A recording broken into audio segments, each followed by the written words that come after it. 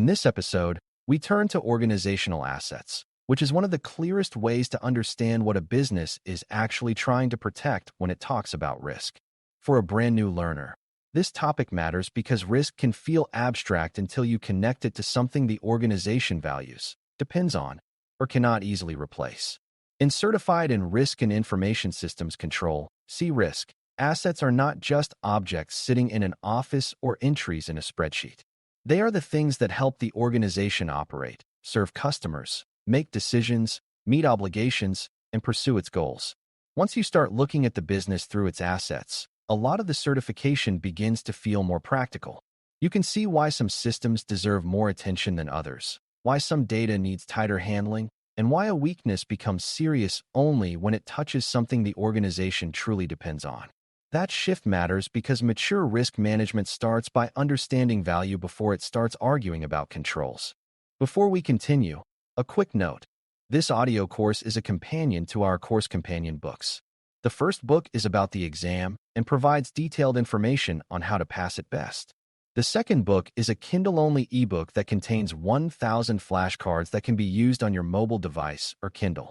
Check them both out at cyberauthor.me in the Bare Metal Study Guide series. A useful starting point is to define an asset in broad and practical terms. An asset is anything the organization values or relies on in order to carry out its mission, support its processes, or achieve its objectives. That means assets are not limited to expensive hardware or obvious technical equipment. Information, software, business records, customer data, employee knowledge, production systems, cloud services, facilities, networks, and even certain relationships can all function as assets if the organization depends on them in a meaningful way. This broader view is important because beginners often assume asset management is mainly about counting devices, when the real issue is understanding what has value and why that value matters. If an organization focuses only on physical objects, it may ignore the information those objects hold, the business function they support, or the human knowledge required to keep them useful. CRISC wants you to think beyond the visible item and toward the business importance attached to it. Once that broad definition is clear, it becomes easier to see that assets come in different forms and carry different kinds of value. Some are information assets, such as customer records, financial data, contracts, design documents, legal files, or internal reports that leadership depends on to make decisions. Some are technology assets, including applications, servers, endpoints, networks, storage platforms, communication tools, and identity systems that keep business work moving. Some are human assets in the sense that organizations depend heavily on employee knowledge, specialized expertise, leadership judgment, and operational experience that cannot be replaced quickly. Other assets are physical, such as facilities, equipment, badge systems, paper files, and production machinery that support daily operations. There are also intangible assets, including reputation, brand trust, intellectual property, and contractual rights, which may not sit on a shelf but can still be damaged through poor risk decisions. This range matters because asset protection is not one size fits all. Different asset types create different consequences when they are lost, altered, exposed, degraded, or made unavailable. The reason organizational assets matter so much in CRISC is that they connect directly to business processes and business objectives. A system only becomes truly important when you understand what work it supports, who depends on it, and what happens if it fails. A dataset only becomes meaningful when you know whether it affects customers, revenue, compliance, safety, or decision-making. This is why asset thinking is not just a cataloging exercise. It is a way of connecting business value to operational reality. A payroll platform matters because it supports paying employees correctly and on time. A customer account database matters because it supports service delivery, trust, billing, and legal obligations.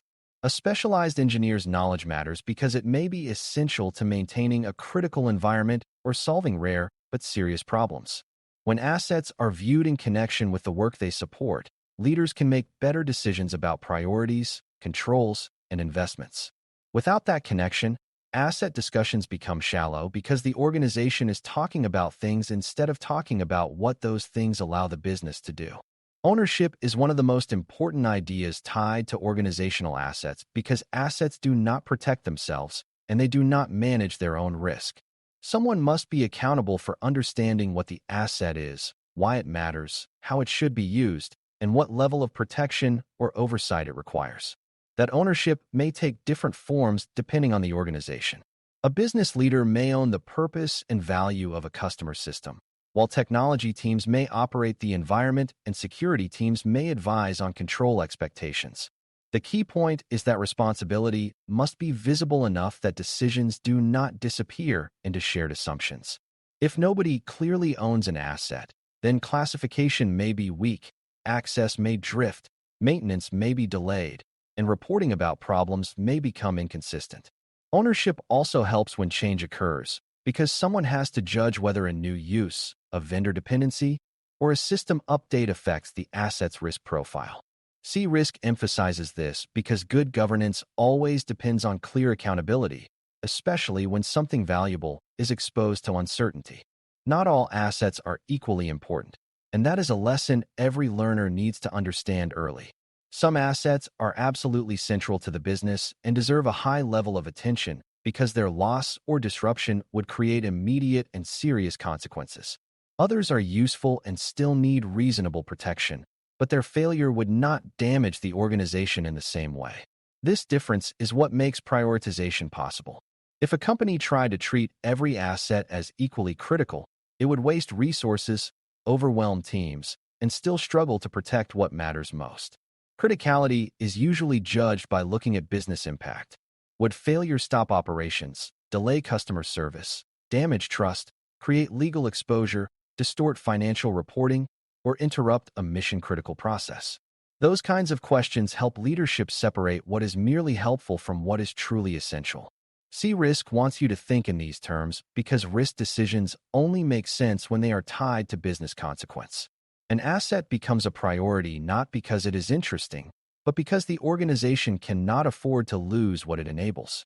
Alongside criticality, sensitivity is another major factor in how assets should be understood. Two assets may support important work, yet the kind of harm created by mishandling them may be very different. Some assets demand strong protection because unauthorized exposure would damage privacy, trust, competitive position, or legal compliance. Others may matter more because they must remain accurate, complete, and reliable for the organization to make sound decisions.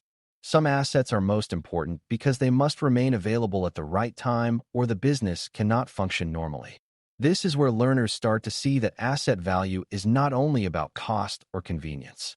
A document may have little monetary value on its own and still be highly sensitive. A system may not contain secret information and still be vital because business operations depend on it every hour of the day.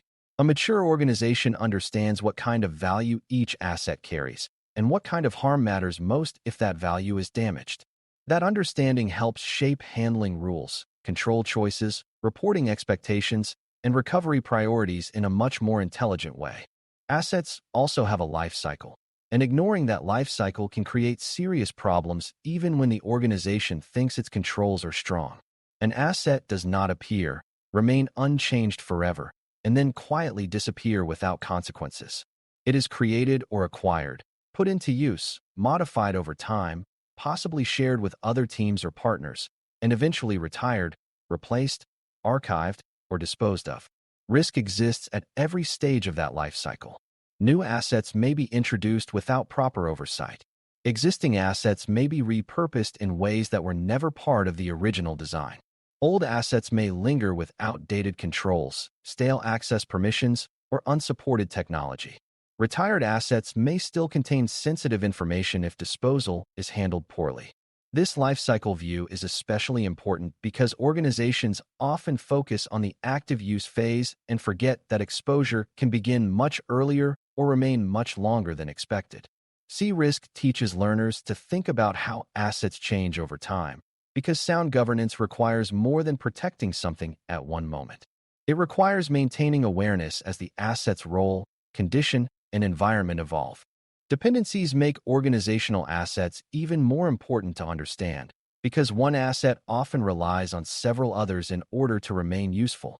A customer service application may depend on identity services, network connectivity, cloud storage, accurate data, trained staff, and vendor support all at once. A production system may depend on building access, electricity, specialized equipment, maintenance records, and a small number of people who understand how to keep it running.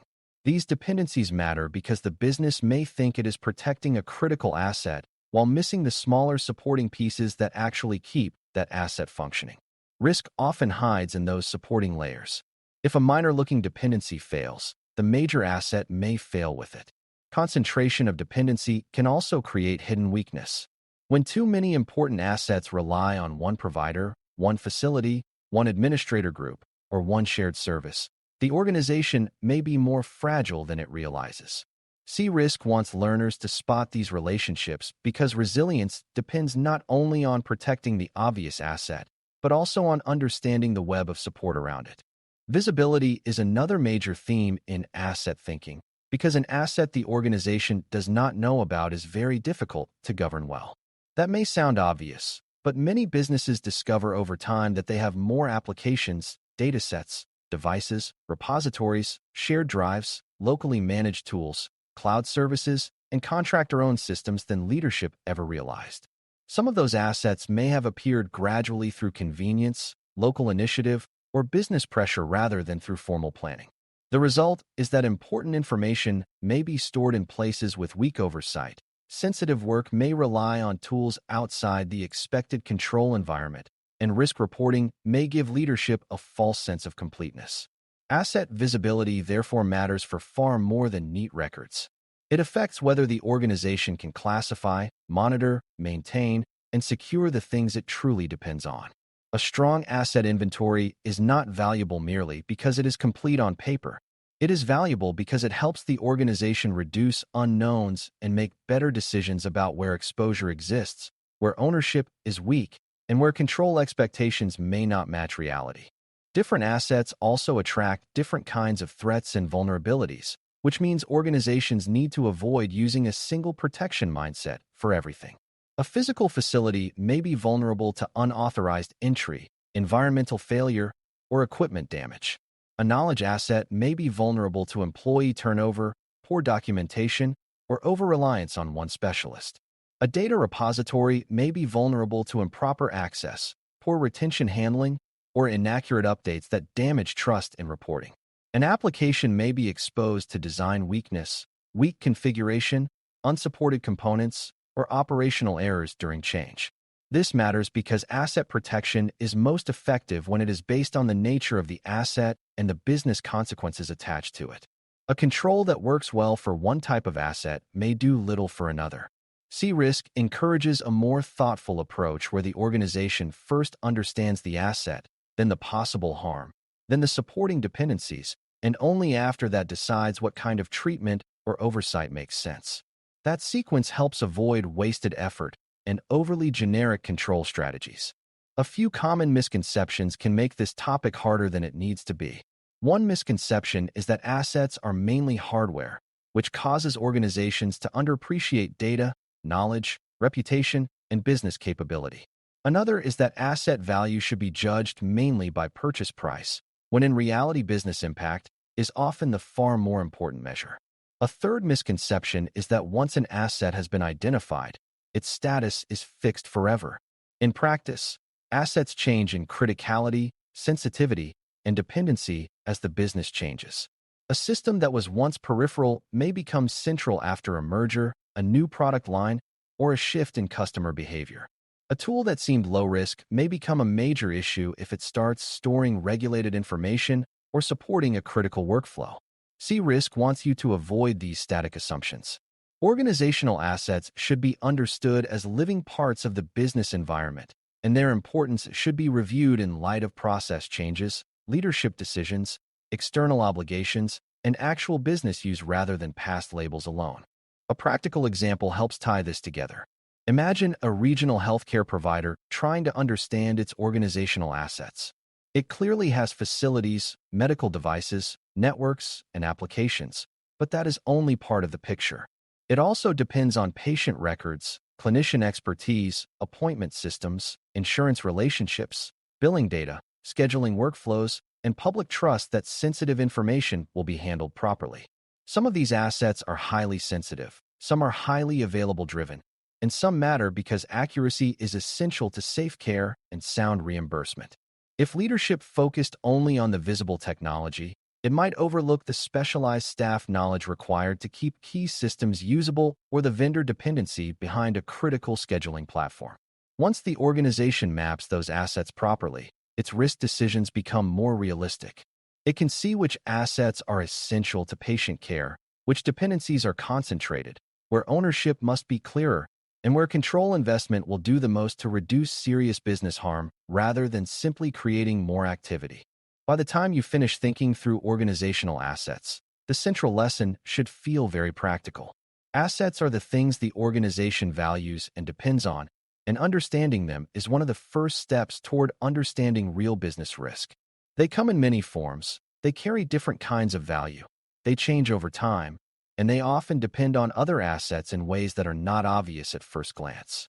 That is why CRISC treats them as a foundational concept instead of a background administrative detail. Once leaders know what assets matter most, who owns them, how sensitive or critical they are, and what they depend on, risk decisions become far more grounded and useful.